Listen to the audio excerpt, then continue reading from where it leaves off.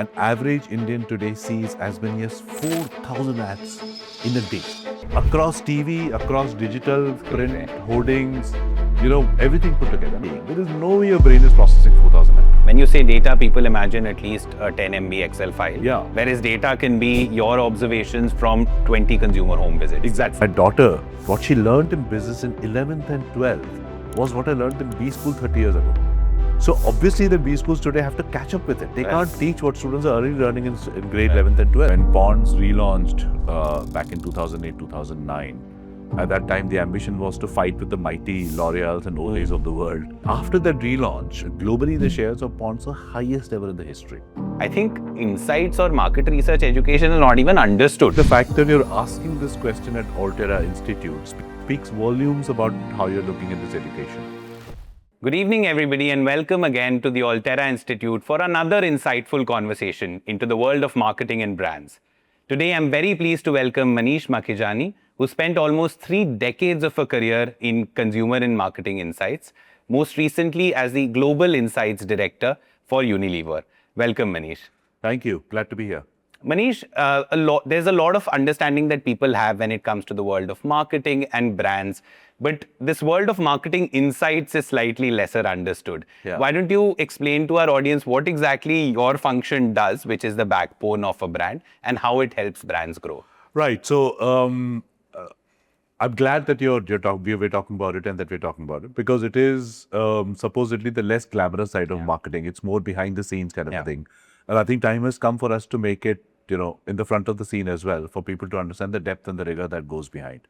So if we start with insights fundamentally is nothing but a penetrating understanding about people, which explains their behavior. Now, since you're doing it in the marketing context and the business context, it's to understand why people behave in a certain way to buy a product or a brand, or why they not buy a product or a brand. And that insight can therefore give us ideas on what should I do things differently for my brand, be it communication, be it product design, be it service, pricing, etc., etc. Now, that's what an insight really essentially is about.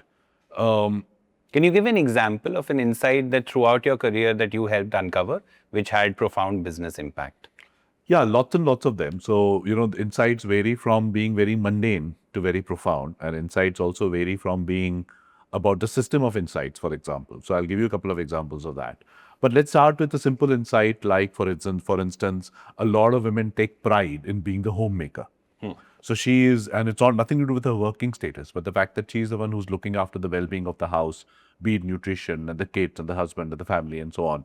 Woman takes pride in the fact that I'm the homemaker and the home is because of me. Let's say if we take that as an insight, then marketers can do a lot with it. If you're a washing machine brand or a detergent brand, you're an atta brand, lot of brands can take that particular insight and do something with it.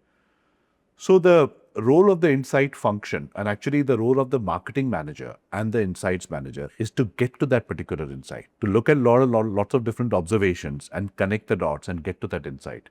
So it's a collaboration between the two that gets to an insight, not necessarily just an insight manager.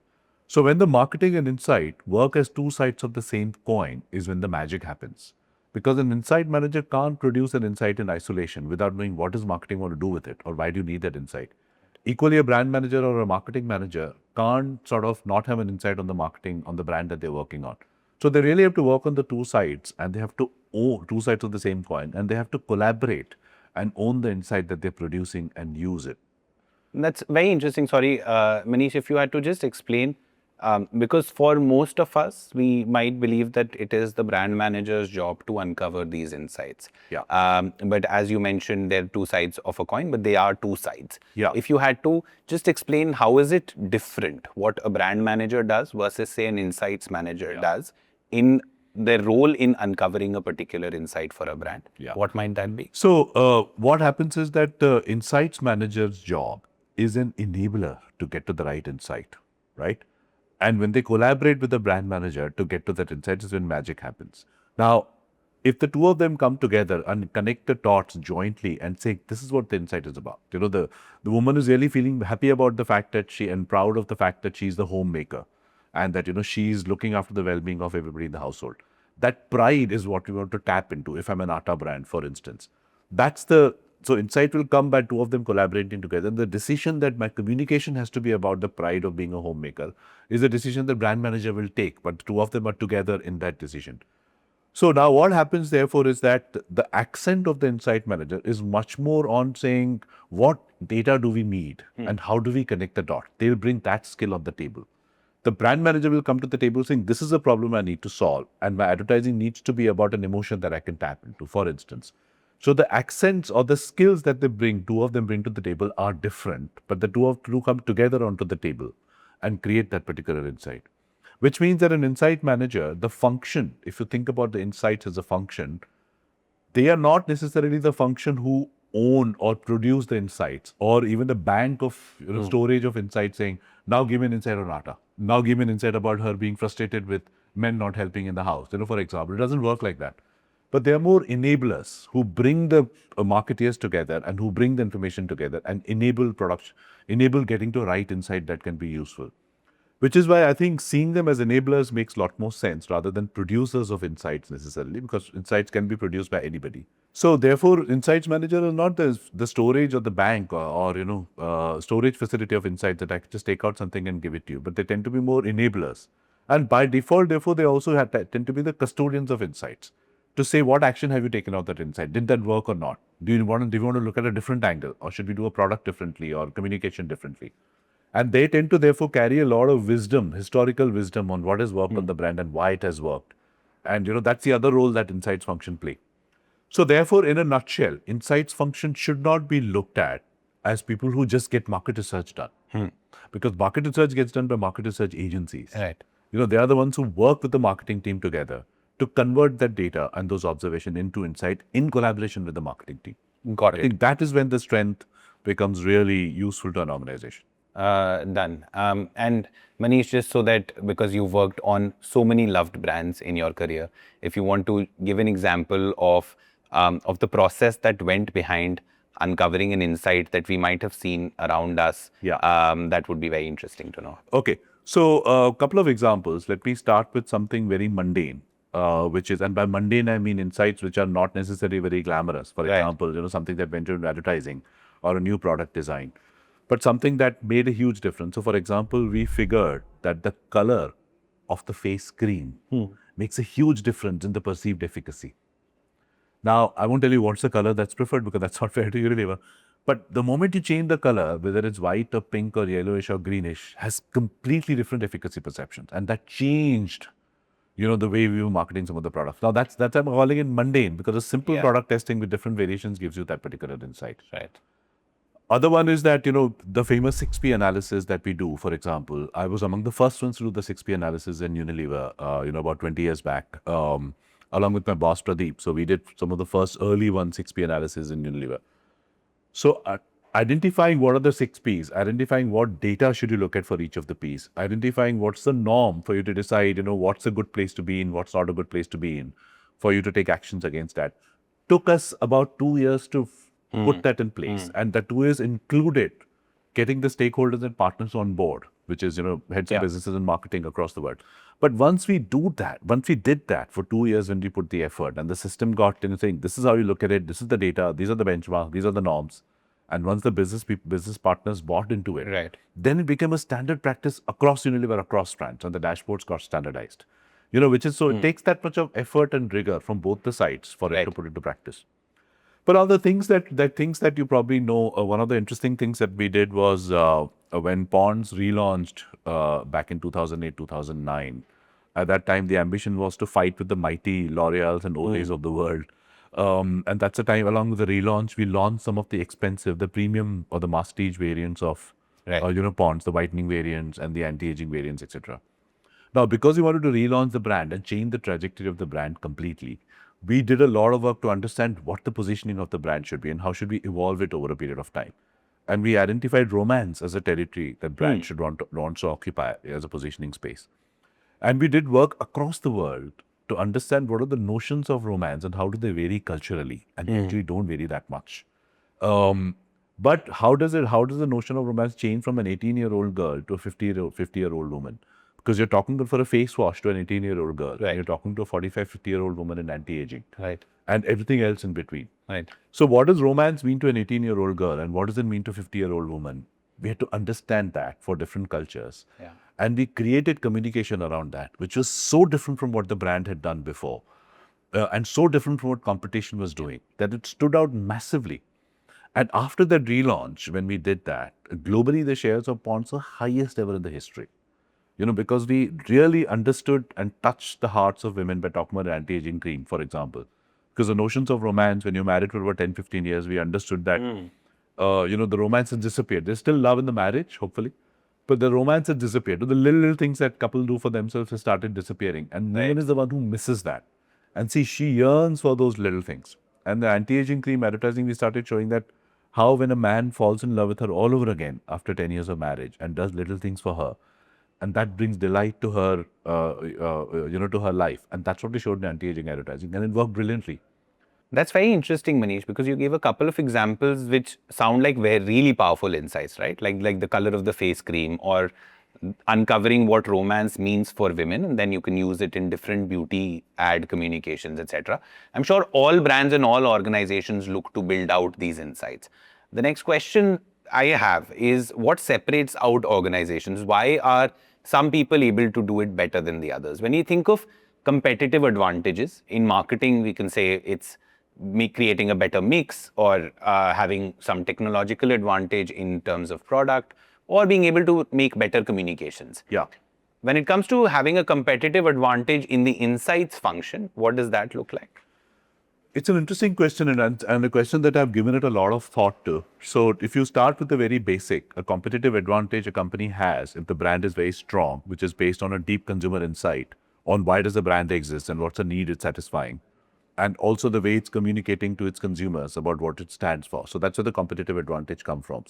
But if you go a little deeper to get those insights on what the brand should stand on, where the insights team or the insights capabilities of the organization rather come into play.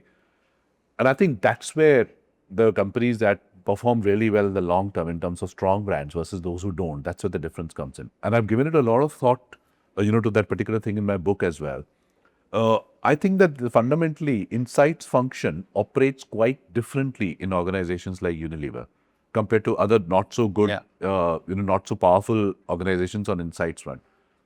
And there's an evolution that insights capabilities and insights function goes through. So, for example, at the most basic level, the insights function in organizations can be an order taker, saying, "Go get this product testing done for me. Get this market share data for me." So they just take the orders literally and get the data on the table through research agencies. They're operating like an internal research agency. So from there to becoming a partner, saying, "Why are you asking this question? Why is a product performance question in the first place? Is the product, are we not doing well in the market? Because there might be a brand problem rather than a product problem." So getting involved in understanding why the brief is the way it is, and from there to shaping the brief, from there to having a strategic conversation on the brand, saying how is the brand, what's the growth plan for the brand, what insights therefore do you need for that, why are we pursuing this growth plan and not some other growth plan, because here are the opportunities in the market we might have missed if the consumer insights team is also looking at trends in the marketplace, for example.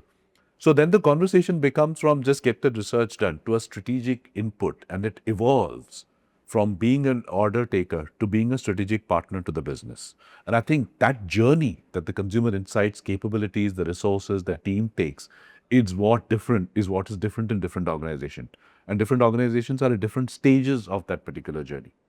To give an example, in Unilever, for instance, if you look at the Unilever strategy that got pulled out a couple of years ago now, not recent one, but 2-3 years ago, one-page Unilever strategy was exactly what a consumer insights person would have helped, saying, "I want to grow my brand business by X% by growing penetration by Y%, by having my brand equity scores going up, by being my purpose to be this or that, etc." Very well-defined KPIs and very well connected, and you could see the logic of how that will grow the business or will make you a lot more competitive in the marketplace. So if you're able to influence the strategy at the highest level of the organization, is where you want the insights function to get to. And I think that's what is different in organizations which use insights capability very differently, because they grow it differently, they nurture it differently. Right. Traditionally, Manish, the insights of, I know you said that it's not an insight bank, but if I say the maximum consumer research or consumer insight on a particular category traditionally is always rested with the brands. Yeah. So if I go back to say 1990 and if I want to find out who knows the most about lipsticks in India, I would say go speak to somebody at Lakme. That's the scene. So there is a school of thought that says that the custodians of insights in a particular category will actually move from the brands to the retailers. And this is particularly true where there are large vertical players. So you have Nykaa in beauty, you have Myntra in fashion, you have First Cry in baby care. And how would you respond to that? Which is that are these retailers going to become the powerhouse of that category's insights? So I don't think the answer is a simple yes or no. I think answer is a lot more nuanced than that. And let me try and articulate some of the nuances. So I think that retailers or marketplaces will understand a lot more about people as buyers, and therefore they have a lot more shopper insights. Right. Whereas owners of the brands understand them as consumers. And what I mean by that is that let's take this example of Lakme versus Nykaa. Nykaa or any marketplace would know that people will buy, let's say lipsticks, for example, that there are the same 2 shades of lipstick that give you 80% of sales, but you'll have a long tail of 20 other shades. Right. But if you don't show all the 20 shades of lipstick to the consumer when she's coming to buy, she will not buy the same 2. She will look at all the 20, try 10 of them, Right. but buy the same shade that she buys every time. But if you don't show her those 20 shades, she will not buy that same shade. Right. Now, that's a shopper insight, about the buying behavior. Correct. That Nykaa must know and my marketplace must know. But what Lakme or the brand would know her about as a person. What does beauty mean to her? What does applying lipstick mean to her? What is the confidence that it gives her? How does it make it feel about herself? What are the emotions in her life? What is the role of beauty that plays in her life? So Lakme would understand a lot more her as a consumer of the brand, and therefore, what language should I talk to her and what products should I offer? Whereas Nykaa would understand her as a shopper, saying what shade should I offer, what price will she be attracted to, what assortment should I stock. So the nuances of the two, there are 2 sides to the same person, and I think two therefore organizations will understand 2 different sides of the same person. Right. Right? I think the magic happens when the two come together. It's when the beauty happens. And I'll give you another example. If the retailers were to become the custodians of all the insights, they would be producing equally powerful brands. Yeah. But globally, it tells you that store brands are never as powerful as the brands, Right. as the manufacturer brands. So they will look identical. They will have identical packaging. They might have similar pricing or lower pricing. Their POS, etc., would be similar. Right. But they're never as strong brands as the manufacturer brands. Yeah. Because manufacturers understand them as people, understand as how do they appeal to them. So therefore, I don't think it'll ever be true for a long time to come that the focus, the custodianship of insights to retailers as such. From what you're saying then, Manish, is that whatever the brands knew, they know today also. Yeah. In addition to that, the organized trade players, especially on e-commerce, have a lot more data signals about the shoppers. Yeah. So if you have to look at it, maybe the elevation of understanding that businesses have of consumers has only gone up because what the brands knew, they already knew. Yeah. And now shoppers know some more stuff. Yeah. Right?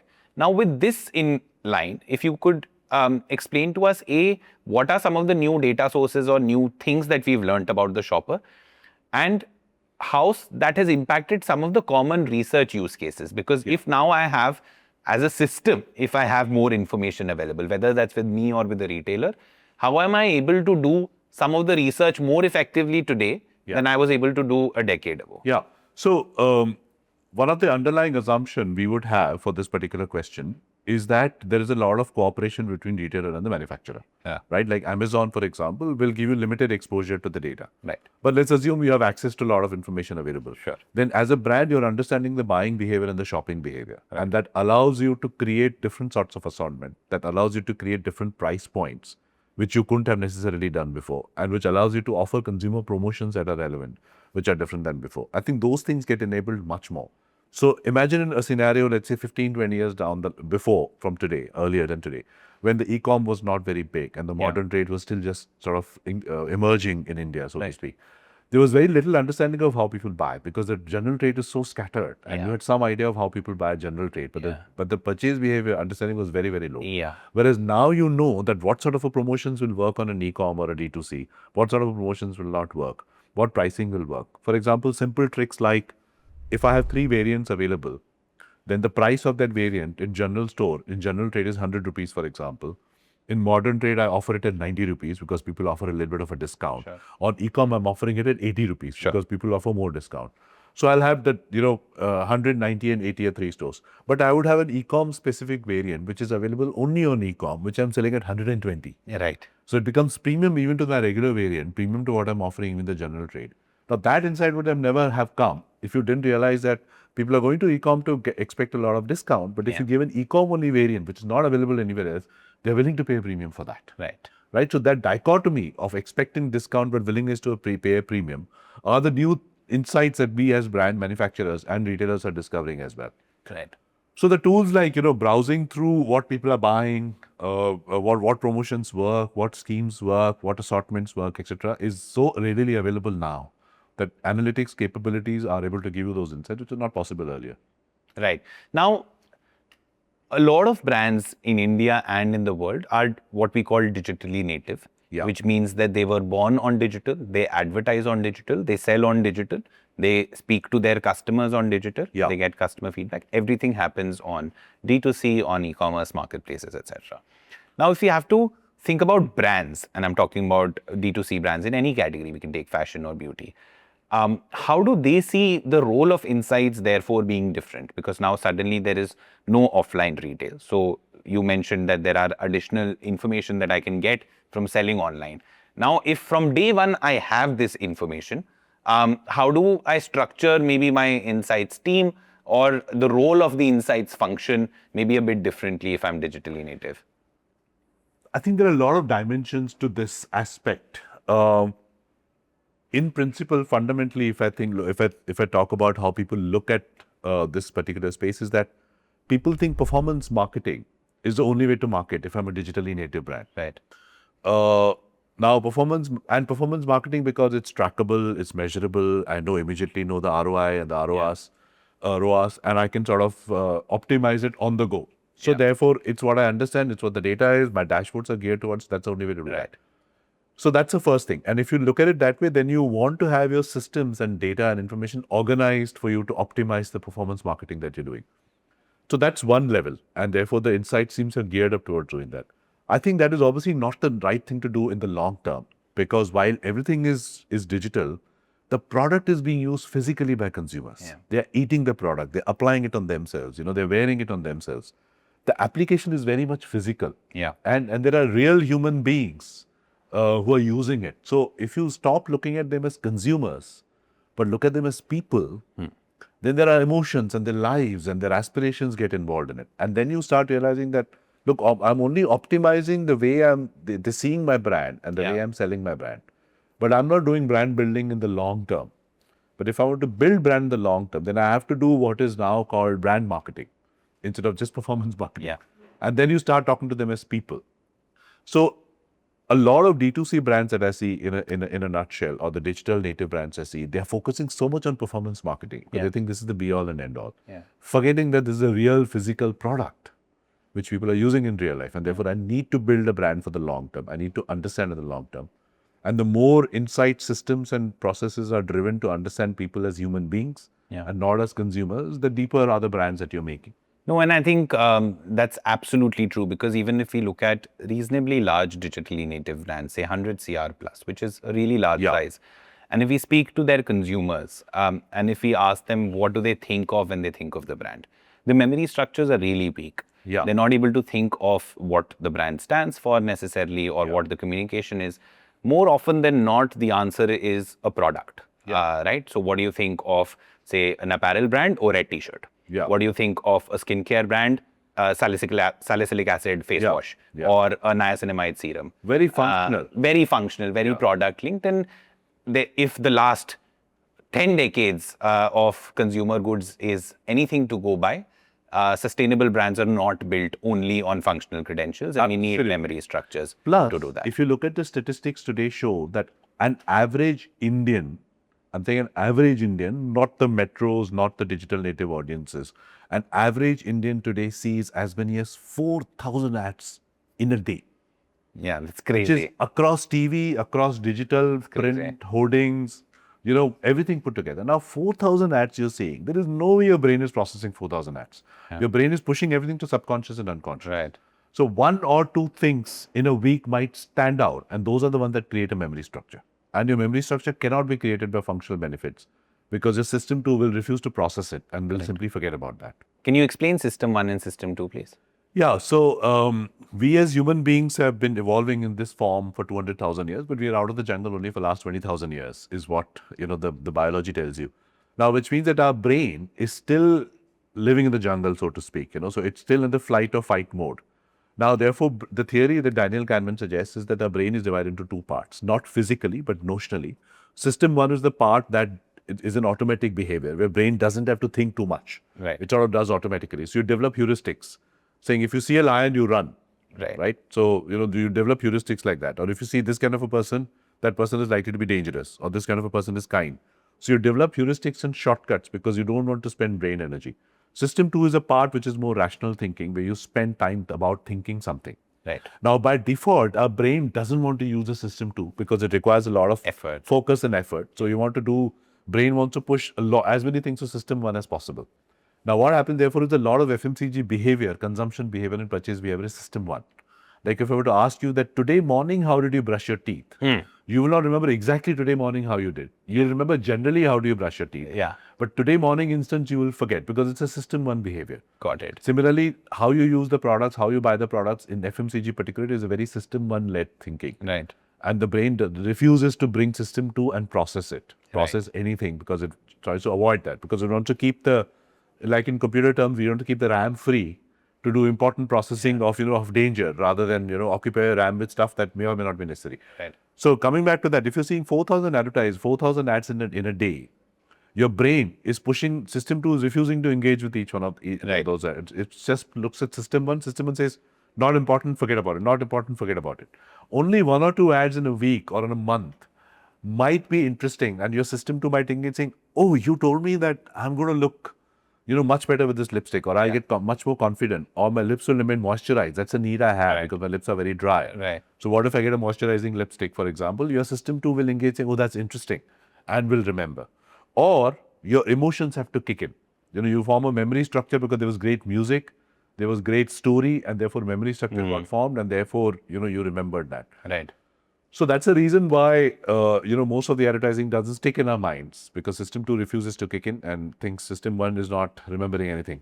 Right. No, and I think that's super important for brands because most jobs that brands want the consumers to do, we are thinking system 2.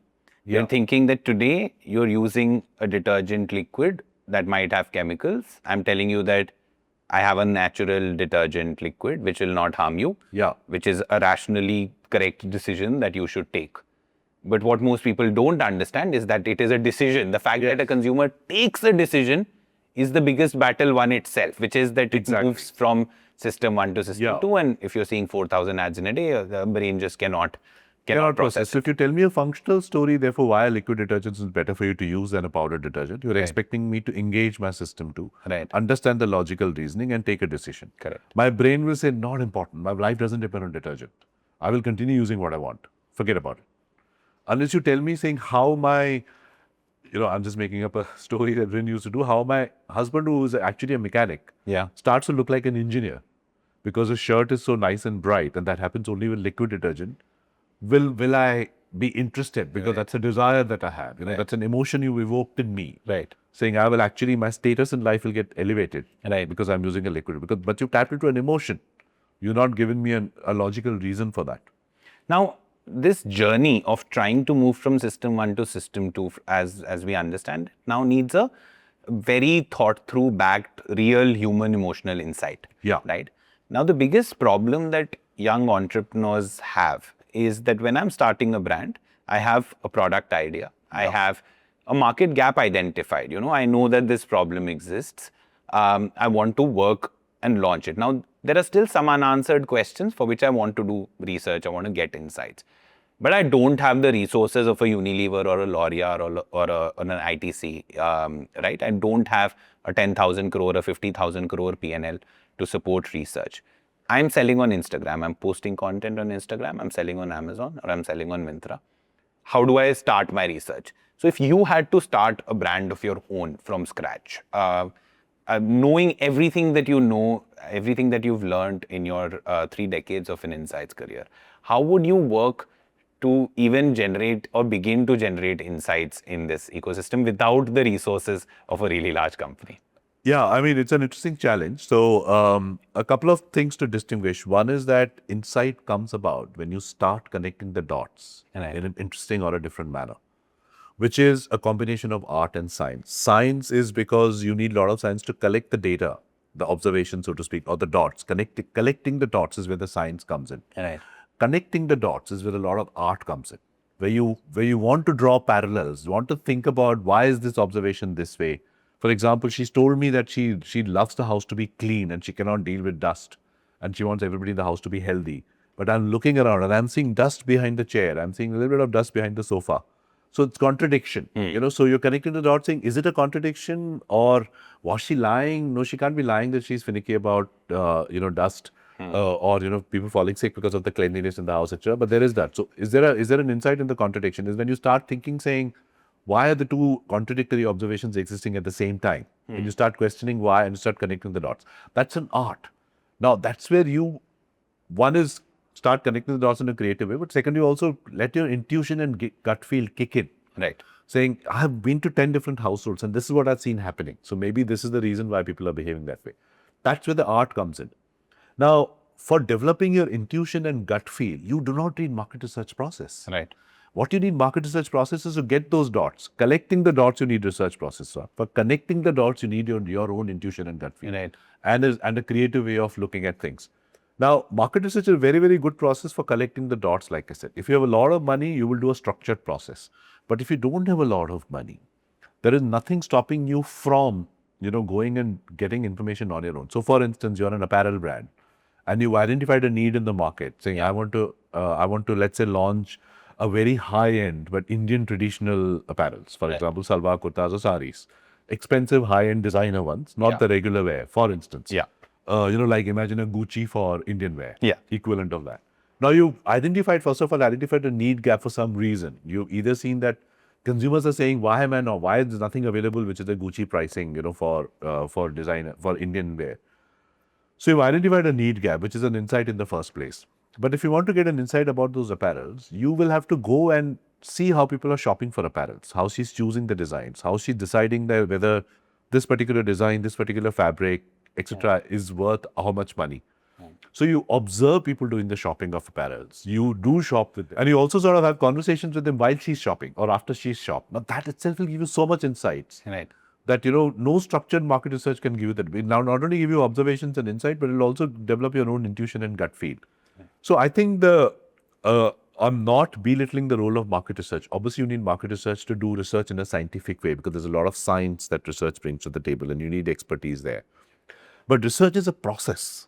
It ends by giving you data and information. Conversion of insight is something that you do entirely as a marketeer along with insights professional. So today, therefore, a lot of information is available for people to access without having to do a market research process in the sense. In the sense that there's a lot of social listening available, YouTube videos that are available, ratings and reviews that are available.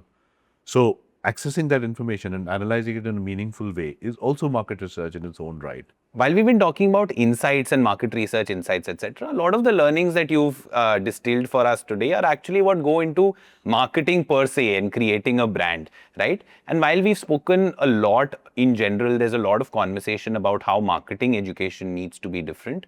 I think insights or market research education is not even understood, and how what to learn and what one can do in, say, post graduation when if they're doing business and if they're looking for a marketing career, right? You've been involved for over 20 years now in market research education as well. You've taken a course here at the Altera Institute also. How do you see market research insights education as being important, and how do you design it for somebody who's looking to make a career in marketing? So it's a great question. And I think the fact that you're asking this question at Altera Institute speaks volumes about how you're looking at this education. But I'll tell you, in my experience, historically, institutes have looked at market research as a different subject and marketing as a different subject. Right. which is not the right thing to do because, like I'm saying, insights and marketing are two sides of the same coin. Yeah. So you can't treat them as different subjects. Yeah. So often you land up studying things in market research which are very abstract, like what is normal distribution and significance testing, Right. or monadic product testing. Versus when you go to marketing, you're learning about segmentation and you're learning about, how you're going to size your audiences, or what the positioning of the brand is going to be, and the two got almost nothing to do with each other. Yeah. So, and what I've been trying to do is correct that over a period of time and say that, look, the two are connected and have to be connected. So, the way marketing has to be taught about is with real examples and case studies using data. So, if you're teaching segmentation, if that's the first thing you learn in marketing, then how do you do segmentation in research? Right. Like you might have studied cluster analysis in research, but you're not linking it to segmentation at all. Yeah. But what are the different ways of doing segmentation? And have some real case studies with real data, with Indian examples, saying that if you're a food brand, this kind of a segmentation makes more sense. If you're a beauty brand, this kind of a segmentation makes more sense. And this is how you can arrive at it through traditional market research or through new age social listening, digital data collection and so on.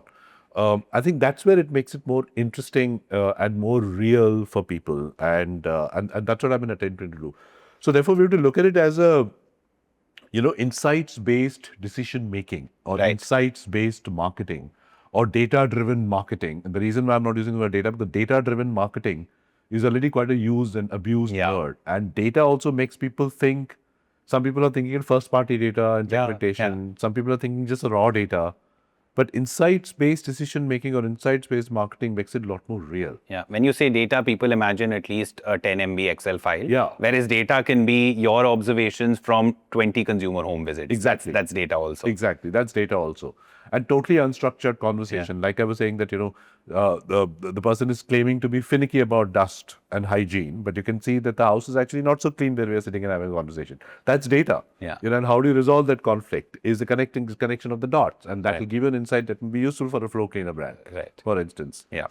Yeah, so so therefore, coming back saying it has to be insights-based decision making, and I think what you're doing at Altera is, at least the sessions that I've run, is trying to do a lot more of that.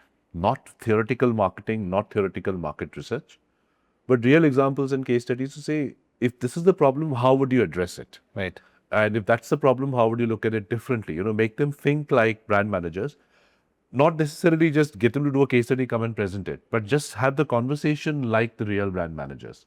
And I also found that unlike a lot of, unlike some of the other B schools that I've run the sessions in or run the full courses on, I found that students here understand a lot of real marketing terms. Like for example, it's shocking as to how many students in B schools don't know what GRPs mean. Yeah. What is a TRP? How do you define it? They just have some vague idea what is a TRP. Can you explain that for our audience, please? Yeah. So TRP is television rating points, which is time weighted average of how many people are watching, time weighted average viewership, how many people are watching minute per minute. It's as simple as that. Yeah. But TRP of a program, then you add up TRPs of all your spots, you get GRPs. Right. That's also equal to reach into frequency. Correct. And that's a very fundamental concept of media planning. It's shocking as to how many people don't know that. Now, they're going to be brand managers tomorrow and spend, tens and hundreds of crores on media without knowing what it actually means. Yeah. So these students, when they become brand managers tomorrow, they're going to be spending tens and hundreds of crores on media. And if they don't know what GRPs are, how are they going to evaluate the media plan? How are they going to know the impact of the media plans? Or even things like, RPI, relative price index. Right. Things like what's an average assortment in a shop. These are numbers. These are things that we use in marketing day in and day out. Right. But if you talk to the students in a lot of colleges, they don't understand these terms. Yeah. Right. Well, so that's quite different about the students here, I felt. And in fact, if you think about it, these are all things that I learned when I was at Unilever and what most people do. Because it's not very complex. One needs to spend some time and one needs some mentorship to understand it. Yeah. It's just that mentorship typically happens after you join the organization. And we believe that, some of it needs to happen before, because if you're not understanding the practical aspects of marketing and you're starting your career today, then there are very few companies who would be willing to put their neck out for you and hire you and give you responsibility. Because if you've not understood how the industry works, then you shouldn't have some of that. No, absolutely. Plus, the other thing is that, I went to B school 30 years ago, for example, 94 and 96. What I learned in my B school, my daughter she'd taken business, even though she was going to go to medical college. She'd taken business as one of the subjects. Even though it was not a main subject, what she learned in business in 11th and 12th was what I learned in B school 30 years ago. So obviously the B schools today have to catch up with it. They can't teach what students are already learning in grade 11th and 12th. They have to learn a lot more about how real marketing is done, a lot more about being ready to do their job from day one than saying, I'm going to learn theoretical concepts of segmentation. I mean, no wonder when you speak to students, they're like, marketing is so outdated. You still do marketing? You still do segmentation? Why should we read Kotler? It's not outdated. It's just that it needs to be taught in a newer context. Right. Of course, Manish, you've captured a lot of this and a lot more in your book, The Insightful Ink. Tell us what prompted you to write the book after three decades of professional career. Well, some of the things that we talked about in this conversation as well. One, I felt that behind the glamorous field of marketing and advertising, there is a lot of gore and rigor that goes. And, while there are books written on marketing, there are case studies on marketing, there are no books on how insight is actually done in an organization, right? There are books on market research again, but not on insights. So one, I felt that it's time for the spotlight to go on the science or the rigor part of marketing and not just focus on the sexier part of marketing, if you like. That's one. The other I felt actually, Sudhir Sitapati, who wrote the book CEO Factory, I had a conversation with him after his book got released. I read the book and I said, I'm going to review it for you. I felt that the book was extremely telling about how Unilever marketeers, HUL marketeers do marketing, and it's full of insights. But but it's telling it from the brand manager's point of view. Correct. What if you were to tell the story from insights manager's point of view, saying how have the two worked together to produce that insights? You're giving a very different story. You're giving a very different angle. So that's something that motivated me.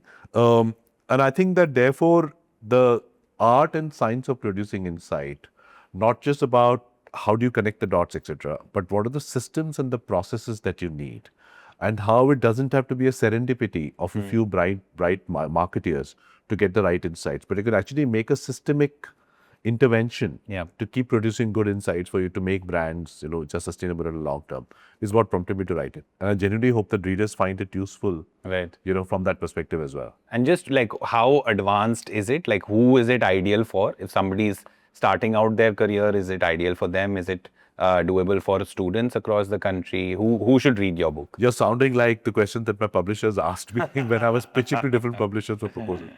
But yeah, in a way, it's useful for people at different stages. So if the students read it, it'll give them glimpses of, how do you actually make insights-based decisions.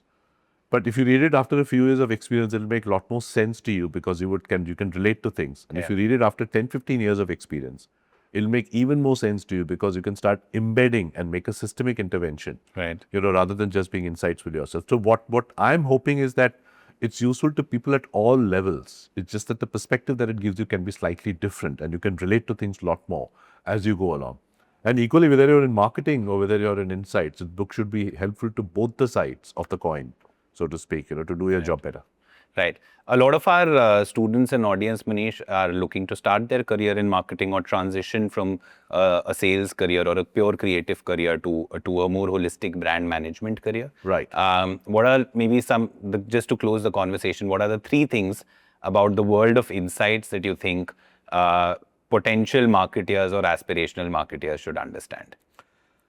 I think that's perhaps the hardest question that you've asked me. But I would say three things, not just as an insights professional, but even as a marketeer. So whether you are custodian of insights or whether you're a user of insights, either side of the coin that you are. Three things at the top of my hat. One is that you are talking about people and human beings, and they're as real as you are. Yeah. So if you don't refer to them as consumers, but refer to them as people, and connect with them just like you connect with people socially at workplace or in your social life, you connect with them that way, you will understand a lot more things about them than thinking of it as a market research process that needs to give me understanding about consumers. Right. So that's one. Second is that in order to get the insights, you need to bring your intuition and gut feel to the table as well. Yes, there is a lot of science, and let the insights manager, research agencies take care of the science part of it and make sure that data is robust, collected in the right way, is valid, reliable, and all of that. But then you need to develop your intuition and gut feel for the category, which you need to bring to the table. For example, if you've never washed clothes in your life or never washed utensils in your life, you can't be the brand manager for a detergent or a detergent bar. I worked on, when we had a joint venture with Kimberly-Clark, when Unilever had a joint venture with Kimberly-Clark, on Cortex. Right. Now, my biology doesn't require me to use a sanitary napkin. Right. But obviously I knew about the product category through my wife and sisters and so on. But I had to spend a lot of time to develop an intuitive gut feel about the product. Correct. And the characteristics of a product, that make it unique and different and useful, so that I can then connect it with insight. So you develop that gut feel, develop that intuition, and bring that to the table. And that's what does the magic, is the second thing that I would say. The third thing I would say is that getting good insights for a brand, for creating a brand or creating the stories around the brand, doesn't have to be the serendipity, like I said, of a few bright marketeers. It can be a systemic thing. You can create a system which enables you to produce good insights consistently. Right. And it's not about having a research agency in-house. It's not about an order-taking research agency, but it's about having people who really enable the minds to come together and collaborate and produce this insight. And I think that's what a true partnering insights will make the difference. Right. So therefore, I wouldn't say that these are the 3 tips about market research. Yeah. These are not the 3 tips about marketing. But I think this is about how you see this entire art and science. Or just building brands in general, which has multiple facets. Yeah. Thank you so much for the insightful conversation, Manish, here, and for sharing the insights with the students here at Altera Institute. It's been lovely speaking with you. It's my pleasure. Thank you so much.